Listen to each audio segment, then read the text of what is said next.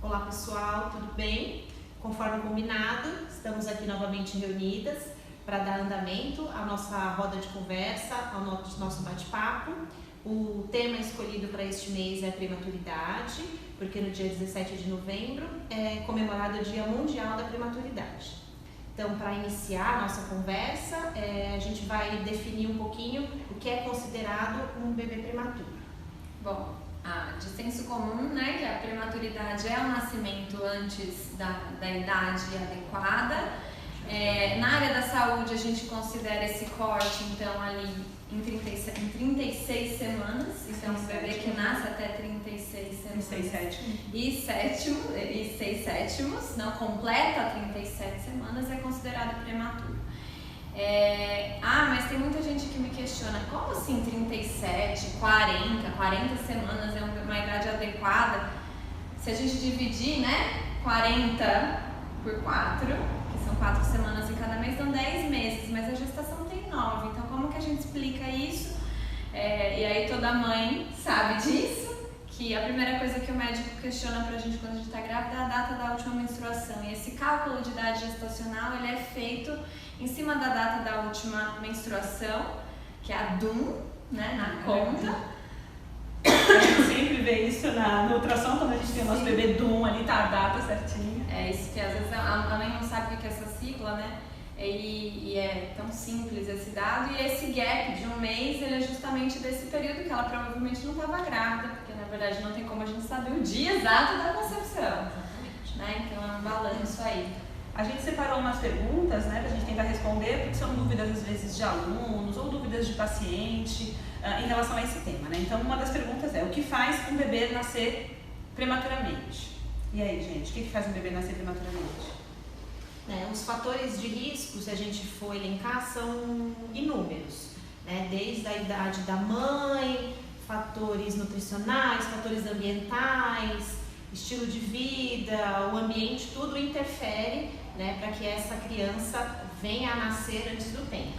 Eu acho que é importante falar que assim, não tem uma causa específica. Olha, a mãe que tem uma placenta baixa, placenta prévia, vai ter a criança prematura? Não necessariamente. A mãe que tem um diabetes gestacional. Então, quando a gente fala de fatores de risco, simplesmente a gente está falando que a chance de isso acontecer é maior do que se esse fator não estivesse ali, né? A gente sabe da questão da relevância da saúde materna, né? Então, se a mãe tem infecções urinárias, por exemplo, que é muito comum na prematuridade, a gente sabe que esse é um risco muito grande, né? Então, é importante, quando faz o acompanhamento pré-natal, que todos esses cuidados, né, que todo o entorno dessa mãe esteja cuidado, para que o bebê possa nascer mais, com a data, né, mais maduro, né, mais perto das 40 semanas, para que tudo possa correr bem. Agora, como mãe, eu vou falar uma coisa: nem tudo é culpa da mãe, porque a gente culpabiliza a mãe por tudo, e não precisa, né? E a gente fica pilhada, né? Principalmente, eu trabalhava com bebê, na época que eu estava grávida do meu primeiro bebê, o Felipe, e eu fiquei muito maluca, fiquei totalmente maluca. Porque, não que eu não seja, mas eu fiquei mais. Porque eu acompanhava os bebês de risco lá da Tiradentes. Então eu tinha várias histórias, vários relatos. E eu tinha vários bebês que eram prematuros e que realmente tinham tido alterações sérias, graves. Então quando eu engravidei, eu fiquei extremamente preocupada. Eu não consegui curtir a gravidez como eu gostaria, não consegui mesmo. Eu ouço isso com frequência das pessoas que conviveram comigo na época, porque o tempo todo eu estava preocupada. Eu vivia achando que eu ia ter infecção urinária, porque eu tinha tido antes de ter bebê, antes de ficar grávida, eu tinha tido várias infecções urinárias na época da minha vida, e eu achava o tempo todo que eu ia ter infecção urinária e eu ia ter um bebê prematuro, porque como eu gostava tanto de atender bebê prematuro, poderia acontecer comigo. Foi bem maluco, mas realmente não é culpa da mãe.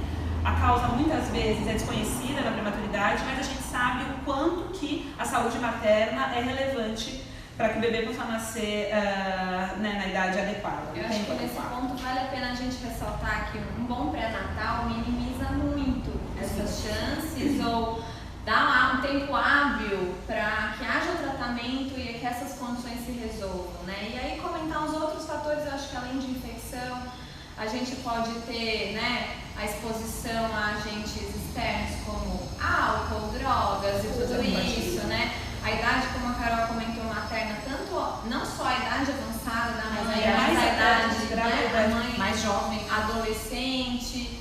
acho que é importante entender por que a mãe é adolescente. Né? A adolescente, ela não tem maturidade para conseguir muitas vezes ajustar as questões que ela precisa se organizar para gerar aquele bebê em relação à sua saúde mesmo. Por isso que a questão de mãe adolescente a gente fica tão em cima. Pelo risco de ter um bebê prematuro, não pela saúde física dela, mas pelos cuidados que ela não vai ter durante o período da gestação e que pode levar a um prejuízo. A gente tem também algumas coisas que a gente acha, foi um descuido da mãe, a mãe era hipertensa antes da gestação. Não necessariamente, existe a condição que é a hipertensão específica da gestação. Essa mãe não era hipertensa e até a diabetes gestacional também entra nessa mesma linha. A mãe não tinha esses problemas antes e desenvolve especificamente durante o período gestacional. E são condições que precisam ser cuidadas muito e acompanhadas, bem, durante a gestação. E o que você falou é muito importante, não culpa, né? A gente já carrega muita culpa. Quando a gente está grávida, a gente carrega uma preocupação constante. Se a gente não come bem, se a gente come mal, como funciona, se come muito, se come pouco. O tempo todo tem um questionamento. Não é sempre a culpa da mãe. Eu costumo falar assim, que a culpa nasce com a mãe. Do momento que ela sabe que ela vai ser mãe. Não é só quando nasce a criança. Nasce a criança, nasce a culpa. Só que a sociedade ela tende a potencializar um pouco isso. Principalmente o meio que a gente está, mais machista, e que o papel do cuidado, que não necessariamente é exclusivo da mãe, mas vem muito em cima da mãe. Daí vem a questão da amamentação e a gente julgar porque não amamentou. Porque você não comeu isso. Porque você... Acho que isso já vem desde o cuidado gestacional. Se a mãe quer fazer parto cesárea, a culpa é da mãe. Se a mãe opta pelo parto normal, você vai fazer parto normal. Ai, meu Deus. É o tempo todo um questionamento, né? É um julgamento desnecessário, né? Que ao invés de a gente fala tanto de empatia, ao invés de a gente apoiar as pessoas e acolher esse sentimento, não, a gente só julga e potencializa e não tem ideia do que é apontar um dedo, né? E eu acho incrível quando a gente tem um bebê, que a gente acompanha um bebê prematuro. Meus filhos não nasceram prematuros, né? Então eu não tive essa vivência como mãe. Mas quando a gente acompanha, a mãe chega e fala, olha, mas eu fiz tudo certinho. É incrível, porque ela já justifica para o profissional da saúde, olha, eu fiz tudo certinho. Olha, eu não bebi, eu não fumei, eu não fumo, nunca. Olha, quando eu soube, olha, não é? Eu fiz tudo certo, eu não fiquei perto de cigarro. E aí eu falo, tá tudo bem, né? Porque ali, agora o foco é trabalhar aquele bebê, que não é necessariamente a culpa da mãe, não é a culpa do pai. Às vezes é uma causa que a gente não sabe, que foi desconhecida. Eu acho que o profissional da saúde precisa ter mais esse olhar para não cuidar só do bebê. Porque se essa mãe tá com uma culpa e um sentimento exacerbado, que pode gerar também até uma depressão pós-parto ou algo assim, se ela não tá acolhida nesses sofrimentos que podem ser normais ou podem extrapolar em nível que vai afetar o cuidado dessa criança. Então a gente precisa olhar com mais cuidado para as mães, se a gente quer tratar muito bem um prematuro ou qualquer outra criança. Eu acho que foi tão engraçado, a gente tá falando de mãe, né? E realmente, na minha experiência clínica, eu tive poucas vezes um bebê que eu acompanhei que veio com o pai. E o pai é também tão responsável quanto o cuidado. A gente está até indo um pouquinho numa conversa que eu não imaginei que fosse tocar, que a gente fosse entrar nesse assunto, mas realmente, na minha vivência, eu não sei a de vocês. Se eu recebi um bebê prematuro, sempre estava com a mãe junto, não necessariamente sendo amamentado, né? Às vezes não foi amamentado porque teve um período grande de internação e que não conseguiu realizar o aleitamento materno, a amamentação. Mas eu nunca peguei, eu não me recordo, estou tentando pegar na memória, um caso de um bebê que tenha chegado com o pai sem a mãe. Nunca. 15 anos de atendimento. Nunca. Eu nunca peguei. Então eu acho que isso é importante. No máximo, eu acho pai que e mãe junto. Pai e mãe junto. Mas quem sabe responder sobre todo o cuidado é a mãe.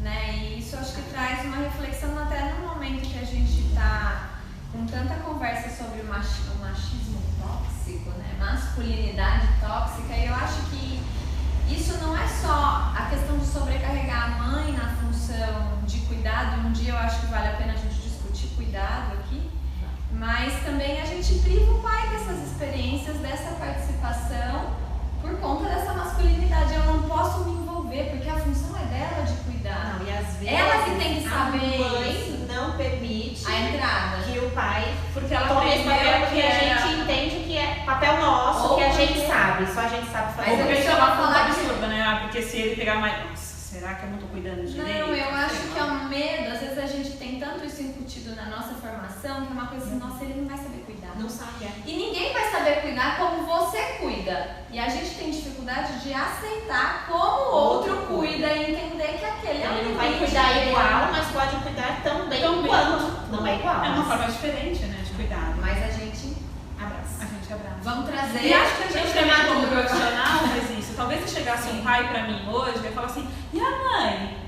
Será que eu talvez eu tenha que pensar, será que Cadê a eu mãe? perguntaria? Cadê a mãe Talvez dessa a gente, como criança? mulher, precise repensar o nosso papel social como fisioterapeuta, lidando com outra mulher, com outra mãe, com outra família que pode trazer ou afastar o pai. Né? Porque talvez eu acho que eu questionaria, falar, ai que bom, chegou, ai, a gente fica feliz quando vem um pai, né? Então a gente faz festa, ai que bom, chegou, milagre, desculpa meninos, não é sempre, só acontece. Sempre pedir desculpa para os pais presentes, mas aí, talvez eu pai fosse solo, porque tem. Talvez pai eu fosse solo, questionar e tem falar, pai que solo. legal, o papai veio, que bom. Cadê a mãe? A mãe não veio, Cadê a a mamãe? mamãe E antes de trabalhando. puxar o assunto de prematuridade de novo, eu só vou fazer uma ressalva que não é só família de pai e mãe. A Agora gente já tem tem a essa família de família mãe, mudou, né? mãe, pai, pai. E daí tá tudo bem, né? A gente E tem um bebê que está sendo cuidado e acolhido. O importante é isso. Né? Acho que isso é importante. Eu acho que a gente tem que pensar, você falou do bebê de risco, né? E aí entender, a gente falou dos riscos para a prematuridade. E por que o prematuro é considerado um bebê de risco, inclusive dentro das diretrizes do Ministério da Saúde, com uma atenção diferenciada, né? Quais são os riscos da prematuridade? Era essa a pergunta mesmo. Quais são os problemas mais comuns quando o bebê nasce? Então, o que a gente... quando um bebê prematuro, depende da idade, acho que vale a pena a gente falar só da questão da prematuridade tardia, né? Então, acabou presa, né? Então, a gente tem um bebê prematuro que ele pode ser tardio entre 34 e 36 semanas e 6 sétimos. Então, a gente tem um menor risco de alteração no desenvolvimento desse bebê. E a gente tem os bebês que nascem com idade gestacional menor de 34 semanas, e aí a atenção é muito mais, mais redobrada. É aquela classificação de prematuro extremo e prematuro tardio, né? Então, acho que vale a pena a gente... E realmente, pela prática clínica, quando eu pego um bebê de 35 semanas, a gente tem resultados muito melhores, né? Acho que vale a pena comentar uma coisa, o que é a idade mínima? A gente está falando do teto, mas o que é a idade mínima, né? A gente considera que bebês hoje de 24 semanas, que há um tempo atrás não eram salvos, eram considerados inviáveis para a vida extrauterina, né? Ou eram considerados aborto espontâneo, hoje são salvos. A gente tem tecnologia para isso, né? E daí o risco vem muito porque ele era um serzinho que tinha que estar sob proteção dentro do útero, alimentado ali com uma maturidade. Acho que o risco principal está relacionado à imaturidade. E a imaturidade geral, mas o risco dele aumenta para uma lesão neurológica, para um atraso no desenvolvimento, para uma complicação respiratória, pela imaturidade principalmente de dois sistemas, mas acho que dois sistemas principais colocam esse paciente em risco maior. O sistema imune é um importante porque ele está mais vulnerável à infecção. Já entra com antibiótico, O sistema digestivo, ele também, é uma criança que era para ser amamentada via cordão umbilical, ela está ali sendo amamentada de outra forma, ela pode desenvolver enterocolite e a enterocolite atacar, né, evoluir para uma infecção generalizada, e ele não tem sistema imunológico para isso. Mas tem a imaturidade de dois sistemas principais que vão afetar drasticamente o desenvolvimento dessa criança. Um é o sistema pulmonar e o segundo é o encefálico, o neurológico como um todo, né? Porque nesse último trimestre de gestação, se a gente estiver pensando, sétimo, oitavo, nono mês, a gente tem um período crítico aí da formação desses dois sistemas. De maturação, né, desses sistemas. De maturação, de funcionamento, né, de funcionalidade, né? Então o encéfalo ele está pronto, no nono mês de gestação ele está pronto em estrutura. Mas nesse último trimestre gestacional, as estruturas já estão lá, o que é cérebro está lá, o que é cerebelo está lá, o que é medula já está lá, mas esse último semestre é para que a aconteçam alguns processos, por exemplo, a mielinização, que é a formação da bainha de mielina, que é uma capinha que reveste os neurônios e aceleram a condução do impulso nervoso, e isso tem a ver com a nossa capacidade de aprender todas as habilidades. Não só motoras, né? Não só motoras, cognitivas em geral. Mas esse encéfalo, ele também, no último trimestre, ele ainda tem uma fragilidade vascular muito importante, principalmente numa área que é o meinho do cérebro, que é o parênquima cerebral, e que a gente tem uma fragilidade vascular imensa e que às vezes até é um trauma. Durante o parto, no próprio parto, ele se rompe, a gente tem as hemorragias intraperiventriculares aí acontecendo e gerando lesão encefálica, né? Que tem a ver com a paralisia cerebral. E a imaturidade pulmonar, que além dos riscos todos de pulmão, né, de sistema cardiorrespiratório, de displasia bronquipulmonar e tudo que pode vir aí até pelo próprio processo para manutenção da sobrevida, né, com ventilação mecânica, até o uso de oxigênio, né, para manter a capacidade que a gente tem a retinopatia, e em alguns casos o uso de antibiótico também pode gerar surdez. Então a gente tem aí dois sistemas principais que vão direcionar o desfecho, eu acho, principais, né? É claro que o imunológico é importante, o digestório é importante, também interferem, mas esses dois vão determinar piores desfechos. Se eu tenho uma lesão encefálica, se eu tenho uma complicação pulmonar que vai reduzir o aporte de oxigênio, que vai levar a uma lesão encefálica, uma área mais nobre, digamos assim. E aí, somado a todos esses fatores fisiológicos, o bebê ainda está num ambiente hostil, que é fora da barriga da mãe, fora do colo, né? E ele está ali numa UTI, normalmente, né? Numa UTI neonatal, submetido a várias intervenções. Até praticamente a chegar na fase de termo, né? Então, imagina o bebê nasceu de 24 semanas. Mais exposto. Que normalmente não é só a idade, a maturação de idade, tempo de internação de um prematuro, também está relacionado com o peso de nascimento. Então, outro fator de risco que a gente tem é que ele, além de ser prematuro, normalmente ele é baixo peso. E esses prematuros tendem a ficar internados, também tem o cálculo da idade, mas pelo menos até completar 2 quilos. Ele não vai de alta se não tiver difícil quando ele sai da UTI, mas quando ele vai para a enfermaria, ele precisa ter mais. Ele vai ter que sair com mais Cristo, ele vai sair mais ou menos quando ele estiver com o período de termo. Então, quando ele vem para o ambulatório para a gente acompanhar, normalmente é o período que ele estaria nascendo, né? Então, várias vezes a gente faz um cálculo de idade corrigida, que a gente faz a idade, a gente calcula, né, a idade cronológica com a idade gestacional e faz uma divisão, né, são as nossas continhas. Quando eu pego esse bebê, normalmente ele está ali com as suas 38 semanas, eu falo, nossa, esse bebê estaria nascendo hoje, o que eu espero desse bebê nascendo, né, nessa semana, quais seriam as habilidades que eu poderia esperar, o que eu posso esperar de reflexo. Como é que eu vou estimular, né? O que eu vou esperar? Eu falo assim, mas esse bebê já tem 4 meses, não, mas ele não tem um sistema maduro para um bebê de 4 meses, então a gente tem que considerar isso como um fator relevante. A Carol falou de uma coisa muito importante, que são as manipulações de UTI. Eu acabei te cortando, eu peço desculpas. Que é a manipulação em UTI. Né? O bebê, a gente estava vendo um dado de aproximadamente 1000 manipulações dia. 24 horas. 740, né? Acho que é 740 manipulações dia, quase 1000 manipulações dia. Imagina que você é um bebê, imagina a gente dentro de uma UTI, numa incubadora. E o tempo todo, a gente não tem controle, o tempo todo tem dor, né? Porque a criança sente dor, né? Tem manipulação.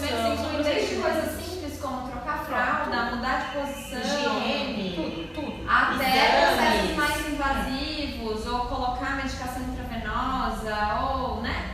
Não, são procedimentos necessários. São essenciais. Para dar suporte à mais vida. que se ele estivesse no ambiente intrauterino, ele não estaria exposto, né? Então a gente pode ter uma criança com uma resposta quando sai desse ambiente hostil que é necessário, só para deixar bem claro, é necessário. Tem toda uma equipe ali lutando para a sobrevida daquele bebê, para que aquele bebê possa viver com melhor qualidade por muitos e muitos anos, né? Mas ele vai ter uma defensividade, uma resposta muito mais hostil quando ele vai ser novamente acolhido. Por isso que é tão importante esses projetos do Mãe Canguru, que tentam ter uma postura mais humanizada, ter uma postura mais humanizada e, né, fazer esse contato da mãe ou do pai, porque a mãe canguru não é só da mãe, também pode ser feito pelo contato pele pai. a pele com o cuidador. É vínculo, né? É a construção do vínculo, que é um processo normal de mãe e filho, de pai e filho, na construção das famílias. Então, se faz bem pra gente, vai fazer bem pra Eu acho que todas as agora crianças. vários hospitais têm, né, já assumido esse projeto como algo essencial e levando isso para as UTIs na matar. Né? Aí a gente tem mais algumas perguntinhas. Então uma delas é: o número de partos prematuros é maior atualmente? A gente tem mais casos de partos prematuros hoje do que tinha há 20, 30 anos? Eu acho que na verdade a gente tem mais crianças nascidas prematuramente, porque hoje a gente tem tecnologia recursos, suficiente né? para salvar suporte, né? essas crianças mais precocemente. Então antes a gente falava, nasceu prematuro, cabe numa caixa de papelão. Hoje cabe numa caixa de sapato. Hoje cabe numa caixa de sapato de criança. Sim. Né? Porque eles nascem cada vez menores de tamanho, de peso e cada vez mais jovens, cada vez mais cedo. E isso, claro, aumenta o risco para desfechos Difíceis em relação à alteração do desenvolvimento. Né? Porque, infelizmente, a gente tem tecnologia, felizmente por um lado, infelizmente pelo outro, porque assim, a gente tem as tecnologias hoje para salvar as vidas, né? Para garantir a sobrevivência. Isso não significa que a gente consiga diminuir as morbidades, ou seja, as condições. Eu acho que as tecnologias até tentam buscar essa diminuição de morbidade, né? Então a gente diminui o risco, a tecnologia busca diminuir as lesões, isso é fato. Mas mesmo assim, como nós temos uma maior quantidade de bebês prematuros, com 24 semanas, com 28 semanas, isso já acontece com uma certa frequência, a gente tem riscos maiores sim de lesões. E também, em contrapartida, o processo de reabilitação, quando há lesão, também tem buscado melhorar em relação à tecnologia, minimizar o dano, melhorar em relação à tecnologia. Agravos, né? Porque se a gente entende que a gente tem um processo de neuroplasticidade ali acontecendo desde a formação até a idade, até porque a gente morre, né? Que era um mito da neurociência que achava que acabava a neuroplasticidade, né? Graças a Deus não. A gente está aqui aprendendo alguma coisa por causa disso. Ainda bem, né? Mas se a gente entende esses mecanismos após uma lesão, né, principalmente encefálica, né, a neuro, não tem a gente vai acabar puxando para neuro. a gente entende a importância da intervenção precoce, né, e o mais precoce possível, e acho que a gente pode falar horas e horas sobre isso. A gente vai tentar discutir em um vídeo em relação à estimulação precoce, porque é uma vivência que acho que a gente pode também somar para isso. E uma outra pergunta, que acho que a gente já falou isso, hein? Chance de sobrevivência dos prematuros. A gente foi falou de casa, só não falou da receita. Chance de sobrevivência dos prematuros. Só a gente acabou respondendo já essa pergunta quando a gente fala das tecnologias neonatais, né? Então a gente Mas tem um dado, né, sobre isso. Eu não vou me lembrar exatamente agora, a gente pode pôr depois no link da publicação. Tem uma taxa aí de risco. Por idade gestacional, o risco de óbito, a porcentagem. O risco de alteração, né? A porcentagem de todas as crianças nascidas de 26 semanas. Tem uma porcentagem que infelizmente vai a óbito mesmo, com toda a tecnologia.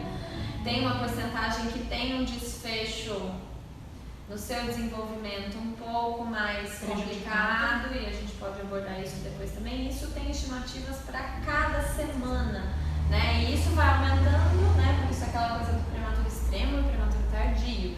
O prematuro tardio tem uma chance maior de melhores desfechos, melhores prognósticos, menos lesão, ou nada, né? Porque a gente também tem que falar que o prematuro não vai ser atrasado, não é isso. Pode ter o desenvolvimento dele, o risco existe. Eu acho que até mas nessa não é uma estimativa, o regra bebê prematuro de 34 a 36, porque eu acho que a gente está falando da mesma estimativa, ele não tem risco diferenciado do termo, ele não tem risco diferenciado do termo. Então eu acho que a gente vai colocar no link qual que é a referência que a gente está tendo desse dado em relação à chance tanto de sobrevida quanto de alterações que esse paciente, que esse bebezinho pode ter.